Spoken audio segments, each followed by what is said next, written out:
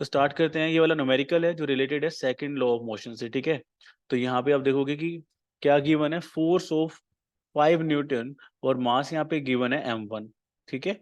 Acceleration भी given है 10 metre per second square, ठीक है।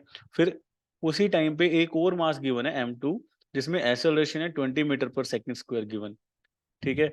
आपको बताना है what acceleration would it give if both the masses were tied together. दोनों मासेस को अगर एक साथ बांध दिया जाएगा तो क्या एक्सेलरेशन आएगी, आपको ये बताना है। सबसे पहले तो हमें क्या करना है, m1 और m2 फाइंड आउट करने हैं, ठीक है, कि m1 और m2 है क्या।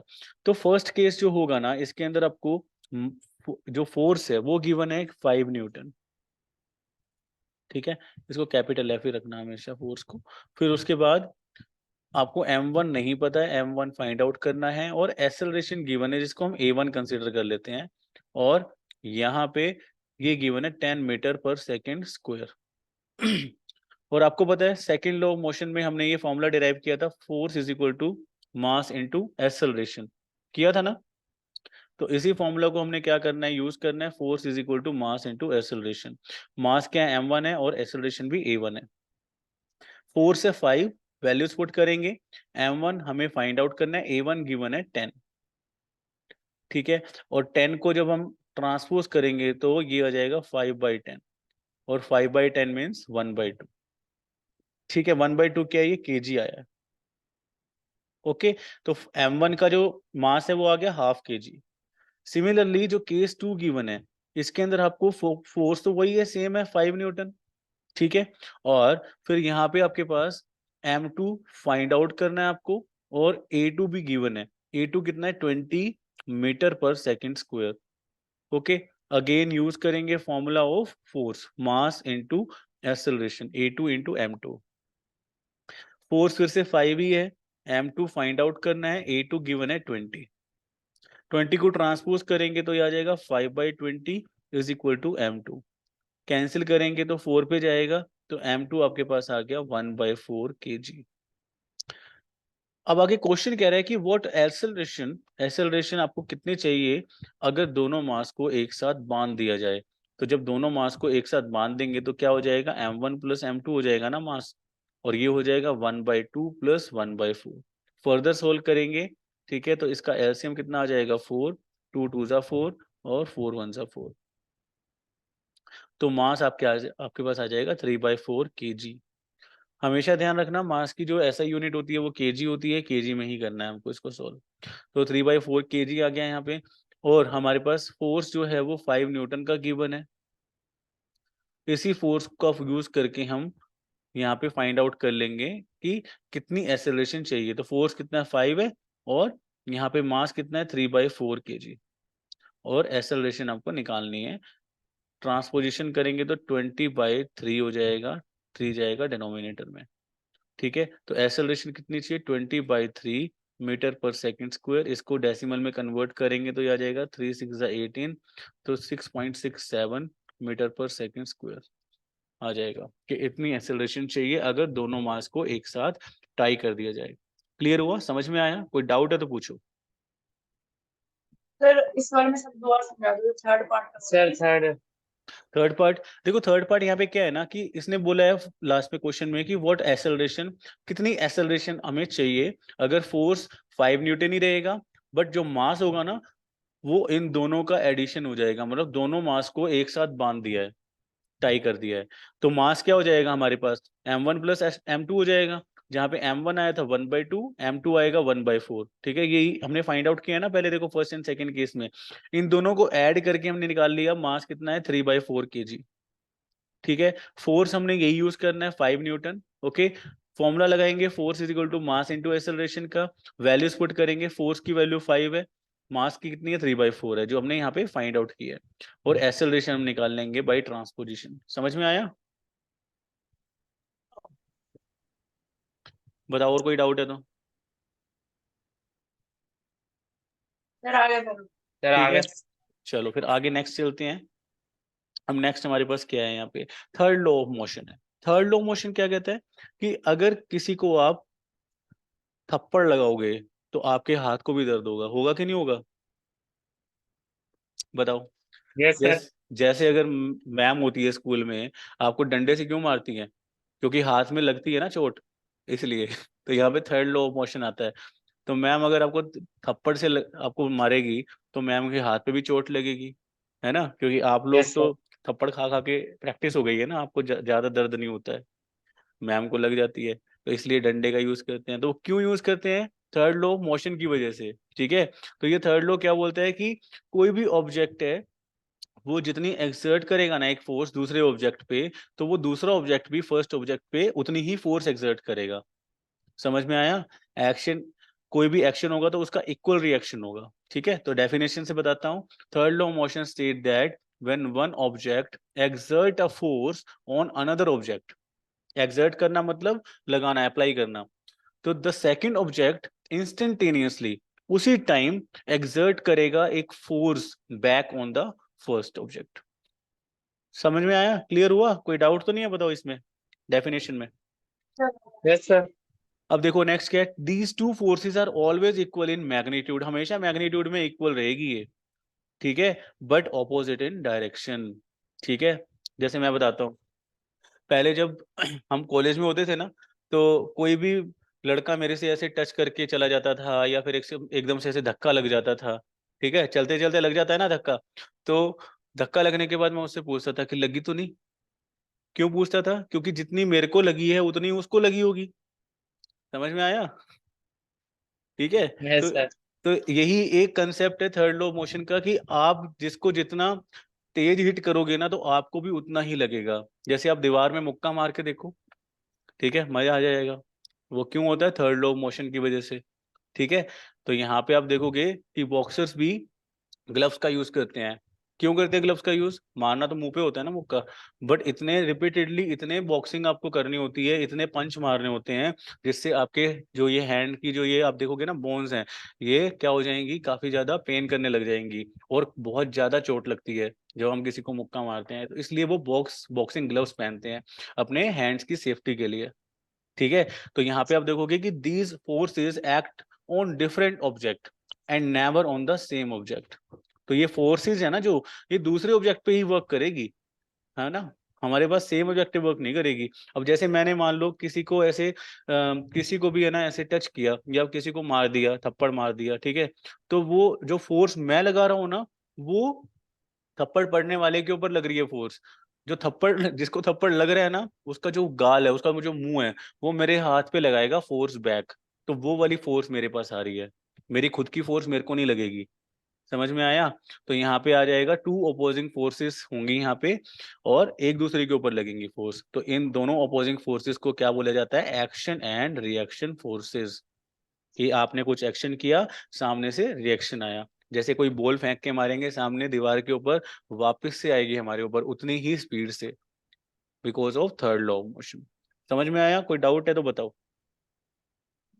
हाँ सर, आगे। ठीक है, आगे देखते हैं इसके अंदर। जैसे हॉकी खेल रहे हैं दोनों, ठीक है, एक यहाँ पे देखोगे कि ये दोनों बच्चे हॉकी खेल रहे हैं, ग्रीन में है और एक ब्लू में है।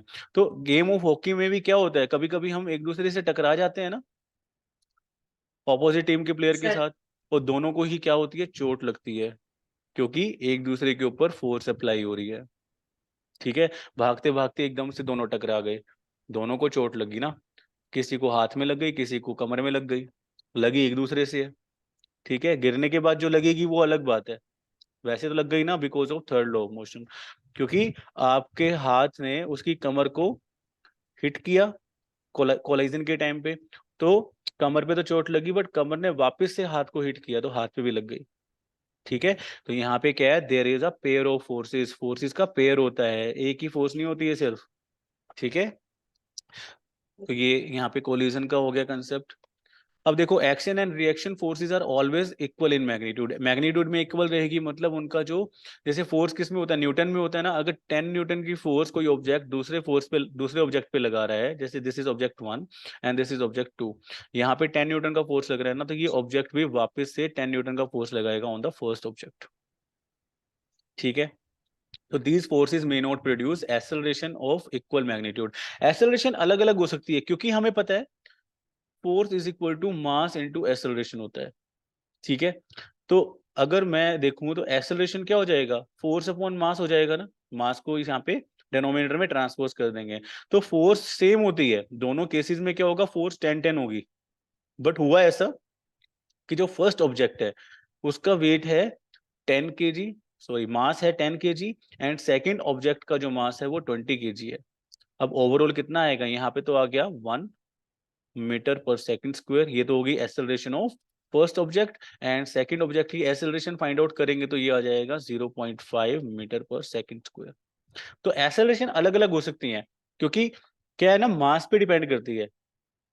ठीक है, मास अगर क्या होगा, मास अगर कम होगा तो एक्सेलरेशन ज्यादा होगी, और अगर मास ज्यादा होगा तो एक्सेलरेशन कम हो जाएगी, क्योंकि फोर्स तो उतनी ही है।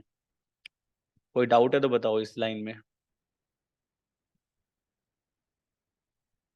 पूछो अगर कोई भी डाउट है तो। फिर आगे तो ठीक है, आगे देखते हैं नेक्स्ट। सेकंड देखो, दीज फोर्सेस में not produce acceleration of equal magnitude, ये हमने कर लिया है। थर्ड देखो, this is because each force act on a different object that may have different mass, क्योंकि ऐसा तो नहीं है ना कि सबका मास सेम हो जाएगा। ठीक है, सबका मास डिफरेंट हो सकता है।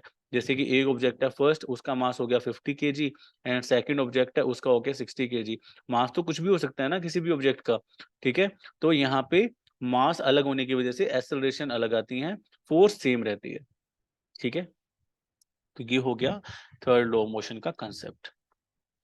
इसी के साथ जुड़ा हुआ है गन एंड बुलेट का। आप लोगों में से किसी ने पबजी खेली है, बताओ, या free sir fire? Free fire खेलिए सर। है ना, फ्री फायर के लिए। तो फ्री फायर में क्या होता है, जब हम गन चलाते हैं ऐसे, है ना, फायर करते हैं, तो कुछ गन ऐसी होती है जिसकी रिकॉइल बहुत ज्यादा होती है ना। Sir M10। है ना, तो यहाँ पे आप देखोगे कि रिकॉइल क्या होता है, रिकॉइल, ये देखो यहाँ पे आप देख रहे हो, इधर ये जो एक छोटा सा पार्ट है गन का, ये जब बुलेट पे हिट करता है ना, यहाँ पे देख रहे हो आप, समझ में आ रहा है? Yes sir. ये छोटा सा पार्ट बुलेट पे हिट कर रहा है, तो वो इतनी तेज हिट करता है कि बुलेट बहुत ही स्पीड से बाहर निकलती है, कि वो सामने वाले के अंदर ही घुस जाती है जाके। ठीक है, बट जो इस पार्ट ने बुलेट के ऊपर फोर्स लगाया है, सेम फोर्स बुलेट से इस पार्ट के ऊपर भी आएगा ना, यस सर। बट आएगा ऑपोजिट डायरेक्शन में। तो माइनस में लिखूंगा मैं इसको, समझ में आ रहा है? Yes sir. इसका फोर्स इस पे कैसे आएगा सर? आता है। फोर्स इस पे इसलिए आएगा ना, मैंने अभी आपको समझाया है कि आपके पास दो ऑब्जेक्ट हैं, फर्स्ट एंड सेकंड। अगर सेकंड ऑब्जेक्ट फर्स्ट के ऊपर एक फोर्स लगाएगा, तो फर्स्ट ऑब्जेक्ट भी सेकंड के ऊपर सेम फोर्स लगाएगा इंस्टेंटेनियसली, और ये होगी इसकी क्या, रिकॉइल फोर्स गन के केस में। और आप यहाँ पे थर्ड लॉ ऑफ मोशन पढ़ रहे हो, तो थर्ड लॉ ऑफ मोशन में यही होता है ना, कि फर्स्ट ऑब्जेक्ट का भी सेकंड ऑब्जेक्ट के ऊपर सेम मैग्नीट्यूड का फोर्स आएगा, सेम वैल्यू का फोर्स आएगा। समझ में आया शुभंकर? Yes sir. ठीक है, तो यहाँ पे फोर्स आ तो रहा है बट ऑपोजिट डायरेक्शन में आ रहा है ना, तो that's why we applied minus sign. ठीक है, तो माइनस साइन यहाँ पे आ जाएगा। तो तभी आप देखते हो ना कि जैसे ही आपने फायर किया, फायर करने के बाद गन जो है वो एकदम से ऊपर की तरफ जाती है ना ऊपर की तरफ। वो क्यों जाती है, because of this recoil force. Recoil force क्या होता है, कुछ भी नहीं होता है, जस्ट एक ऑपोजिट फोर्स आ रही है सामने की तरफ से, because of third law of motion. समझ में आया? Yes sir. Yes sir. अब देखो क्या लिखा है यहाँ पे, देखो इसको देखते हैं, समझते हैं। When a gun is fired it exerts a forward force. आगे की फोर्स लगेगी ना जब गन फायर करेंगे, तो तभी तो बुलेट बाहर निकलेगी, और कहाँ जाएगी, बुलेट की तरफ जाएगी। ठीक है, बुलेट पे लगेगी ये force. The bullet exert equal and opposite force, यहां से तो आई पॉजिटिव एफ। ठीक है, देखो इसको समझना, यहाँ पे बुलेट है और गन की तरफ से बुलेट के ऊपर एक एफ फोर्स जा रही है पॉजिटिव डायरेक्शन में। ठीक है, बट इसको करने के बाद बुलेट वापस से गन के ऊपर एक फोर्स लगाएगी, वो होगी नेगेटिव एफ, जो मैग्नीट्यूड में तो इक्वल होगी बट डायरेक्शन क्या होगी, ऑपोजिट होगी, इसलिए हम नेगेटिव साइन लगाते हैं यहाँ पे। तो this result in the recoil of the gun, और इसी को ही गन का रिकॉइल बोलते हैं। Since the gun has a much greater mass, इसके अंदर मास तो बहुत ज्यादा होता है गन में, और बुलेट में तो बहुत कम होता है। ठीक है, the acceleration of the gun is much less than the acceleration of the bullet. अभी मैंने आपको समझाया है ना, देखो यहाँ पे, कि जो एक्सेलरेशन होगा वो किस पे डिपेंड करता है, मास पे डिपेंड करता है। ठीक है, फोर्स तो दोनों में सेम लग रहा है, एक्सेलरेशन किसका ज्यादा होगा, जिसमें मास कम होगा। जैसे बुलेट में मास कम होता है तो उसमें स्पीड ज्यादा आ जाती है बिकॉज ऑफ लार्जर एक्सेलरेशन। और अगर बात करते हैं गन की, तो वहां पे एक्सेलरेशन कम होगा, इसी वजह से स्पीड भी कम होती है, उसकी वेलोसिटी भी कम होती है अगर कंपेयर करेंगे बुलेट की वेलोसिटी से। समझ में आया? Yes sir. तो बस यहाँ पे ये चीज समझना कि एक्सेलरेशन और वेलोसिटी में कंफ्यूज नहीं होना। एक्सेलरेशन की वजह से वेलोसिटी आ रही है, मैंने आपको लास्ट वीडियोस में भी बताया हुआ है ये चीज, है ना, कि एक्सेलरेशन की वजह से वेलोसिटी आ रही है। एक्सेलरेशन मतलब कि हर एक सेकंड में जो वेलोसिटी है वो कितनी इंक्रीज हो रही है हर एक सेकंड में, ठीक है, तो उसको बोलते हैं एक्सेलरेशन, ठीक है। और वेलोसिटी क्या हो रही है, जो इंक्रीज होके जो आ रही है, पहले क्या होगी, इनिशियल वेलोसिटी होगी, इंक्रीज होके फिर फाइनल बन जाएगी, ठीक है, फाइनल वेलोसिटी बन जाएगी। तो इनको हम सिंबल से भी डिनोट करेंगे, u और v क्या बन जाएगी, इनिशियल एंड फाइनल वेलोसिटी। अगली बार के लिए ये इनिशियल बन जाएगी, ये फाइनल बन जाएगी, फिर अगली बार के लिए ये इनिशियल बन जाएगी, ये फाइनल बन जाएगी। समझ में आया? तो ये हो जाएगी वेलोसिटीज अगर हम एक्सेलरेशन की बात करते हैं। ठीक है, क्लियर हुआ? कोई डाउट है तो पूछो। सर आ गया। ठीक है, आगे देखते हैं क्या है। अब देखो नेक्स्ट आता है conservation of momentum. Conservation of momentum क्या है कि मोमेंटम क्या हो रहा है, कंजर्व हो रहा है। मोमेंटम क्या था, हमने देखा था मास इनटू वेलोसिटी, ठीक है, मास इनटू वेलोसिटी। हुआ क्या है यहाँ पे, हमें पता है कि दो बंदे हैं, ठीक है, फर्स्ट और सेकंड, ठीक है, चलो आप ही की बात कर लेते हैं। एक है हमारे पास दीपक और एक है शुभंकर, ठीक है। तो दीपक का फॉर एग्जाम्पल जो मास है वो है 40 kg एंड शुभंकर का मास है फॉर एग्जाम्पल 50 kg, ठीक है। तो यहाँ पे दोनों का मास आ गया। दीपक ने शुभंकर को एक जोर से पुश किया, ठीक है, धक्का मारा, खेल रहे हो है ना, धक्का मार दिया तो एफ फोर्स लगी। शुभंकर ने बोला कि तूने धक्का मारा, मैं भी तेरे को धक्का मारूंगा। तो यहाँ से क्या आया, मारने की जरूरत नहीं पड़ी शुभंकर को। जब दीपक ने शुभंकर को धक्का मारा, शुभंकर से फिर से एक फोर्स आई जिसको नेगेटिव है बोलेंगे, ठीक है। जैसे यहाँ पे ऑपोजिट डायरेक्शन है ना, इसलिए नेगेटिव साइन लगाया हमने यहाँ पे, ठीक है। अब क्या होगा, एक्सेलरेशन तो दोनों की अलग अलग रहेगी। क्यों? क्योंकि फोर्स भी सेम है बट मास क्या है, डिफरेंट है। डिफरेंट मास होने की वजह से एक्सेलरेशन क्या होगी, कम ज्यादा हो जाएगी। जिसका मास ज्यादा होगा, फॉर एग्जांपल शुभंकर का मास ज्यादा है, तो एक्सेलरेशन क्या रहेगी, यहाँ पे कम रहेगी, ठीक है। और दीपक का मास कम है, इसलिए दीपक की एक्सेलरेशन ज्यादा रहेगी। और अगर एक्सेलरेशन ज्यादा है तो वेलोसिटी भी ज्यादा होगी दीपक की, और शुभंकर की वेलोसिटी कम होगी। समझ में आया क्या इतना? बताओ, यहाँ तक तो कोई डाउट नहीं है? सर आ गया सर। आ और गया सर। और इन सब चीजों में ये जो प्रोसेस हमने किया है, ठीक है, इन सब चीजों में हो क्या रहा है, आपको यहाँ पे फोर्स तो कितनी रखनी है, 200 ही रखनी है बस। क्योंकि दीपक ने भी 200 न्यूटन का फोर्स लगाया था, तो शुभंकर से भी कितना आया, 200 न्यूटन का फोर्स आया, ठीक है। बट दोनों की क्या है, मास अलग होने की वजह से एक्सेलरेशन कितना हो जाएगा, दीपक के केस में एक्सेलरेशन होगा 5 मीटर पर सेकंड स्क्वायर, और शुभंकर के केस में क्या हो जाएगा, 4 मीटर पर सेकंड स्क्वायर। हमने force is equal to mass into acceleration का फॉर्मूला यूज करके निकाल लिया, ठीक है। क्या हो रहा है, एक्सेलरेशन की वैल्यू में चेंज आ रहा है because of change in the value of mass. Force तो सेम ही है यहाँ पे because of third law of motion, ठीक है। और यहाँ पे क्या हो रहा है, कंजर्वेशन हो रहा है ना मोमेंटम का। ये आप देखो वेलोसिटी यहाँ पे क्या होगी, अलग होगी ना। जैसे अगर 1 सेकंड की ही बात करते हैं तो दीपक की वेलोसिटी कितनी होगी, 5 मीटर पर सेकंड, और फर्स्ट सेकंड में जो शुभंकर है उसकी वेलोसिटी कितनी होगी, 4 मीटर पर सेकंड, ठीक है। तो अब देखो मोमेंटम कितना है यहाँ पे, मास इंटू वेलोसिटी करेंगे ना मोमेंटम के लिए, क्योंकि P is equal to M V होता है। तो मास कितना है दीपक का, 40 इंटू, और यहाँ पे वेलोसिटी कितना है, 5, तो कितना आ गया, 200 मोमेंटम आ गया, ठीक है।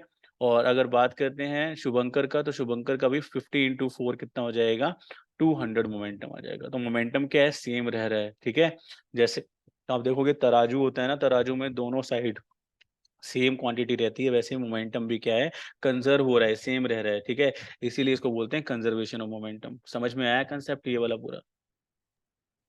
Yes sir.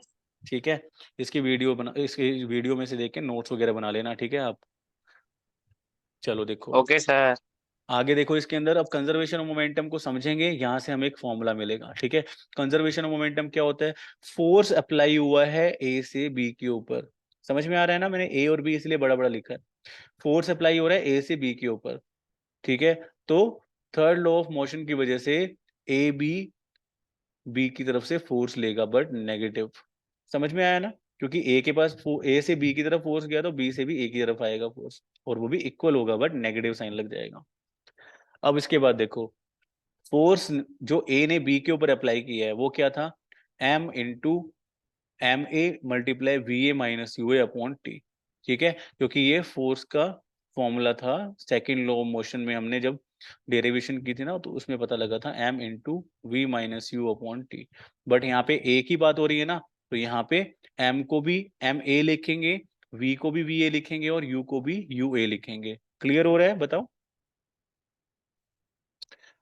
Time, Yes, sir. हाँ, टाइम दोनों के लिए चेंज सेम रहेगा। ठीक है, यहाँ पे भी टी है और यहाँ पे भी टी है, टाइम सेम रहेगा।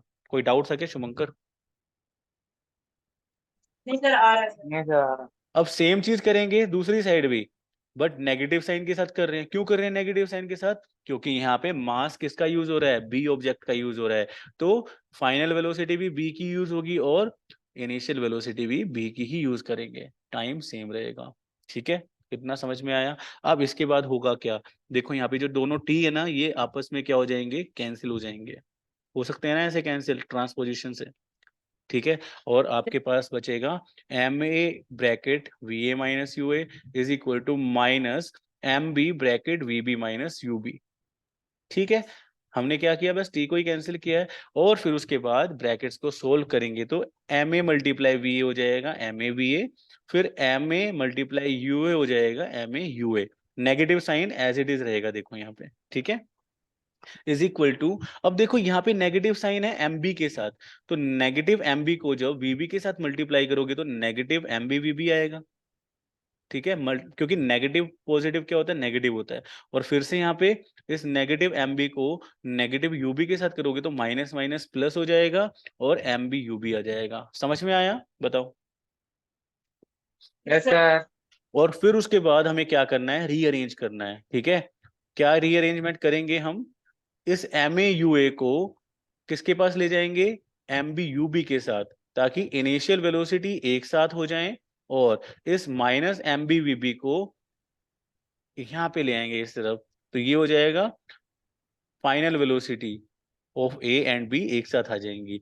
तो ये बन जाएगा M A V A plus M B V B is equal to M A U A plus M B U B. तो ये देखो, ये आपके पास फॉर्मूला बनता है कंजर्वेशन ऑफ मोमेंटम का।